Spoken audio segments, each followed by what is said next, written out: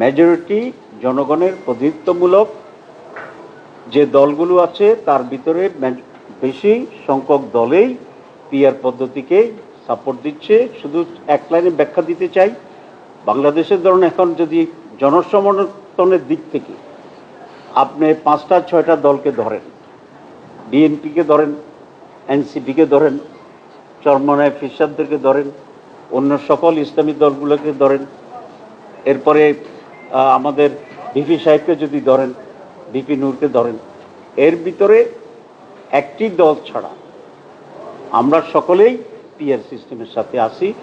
32টার analysis আমি দিলাম না, আমরা পিআরের পক্ষে আছি।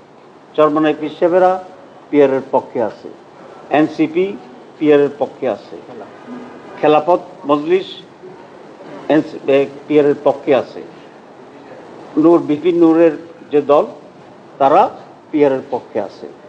আর বাকিগুলোর হিসাব আমি এত দিতে চাই না, কারণ তা আমার ক্লিয়ার ধারণা নাই। আমরা আলোচনা করেছি সংবিধান সংশোধনের বিষয়টি, আজকে আলোচনা হচ্ছে, কারণ প্রত্যেকটা সাবজেক্টে আজকে গুরুত্বপূর্ণ। সংবিধান সংশোধনের ব্যাপারে আমাদের যে এক্সিস্টিং কনস্টিটিউশন আছে সেটা হচ্ছে 2/3 মেজরিটি হইতে হবে কমপক্ষে সংবিধান সংশোধনের জন্য। আগে গণভোটের কথা ছিল, মাঝখানে গণভোটের ইস্যুটা আওয়ামী লীগ এসে নাকচ করে দিয়েছে। তো এই জন্য প্রস্তাব হচ্ছে ফ্রম দি কমিশন যে লোয়ার হাউসে মিনিমাম 2/3 মাধ্যমে পাস হবে, প্লাস জরুরি কতিপয় মৌলিক বিষয়ে আবার গণভোট করতে হবে। এই প্রশ্নের সাথে আমরা পরিপূর্ণভাবে একমত। এখন আসছে আপার হাউস, যেটা এক্সিস্ট এখনো করছে না, করবে।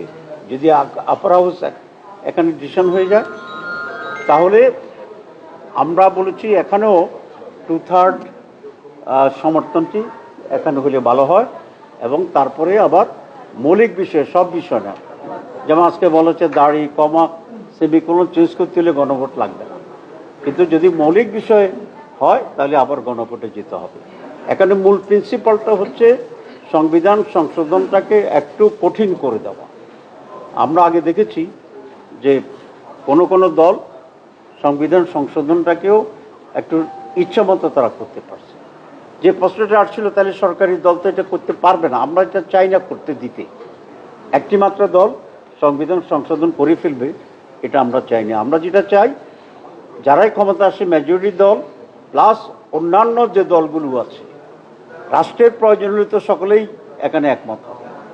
সুতরাং রাষ্ট্রের প্রয়োজনে সংবিধান সংশোধন হোক, এটা হচ্ছে আমাদের মূল principal, not for one party, for party in the power, এবং সেটা অনেক সময় পার্টি ইন্টারেস্ট যাতে না হয়।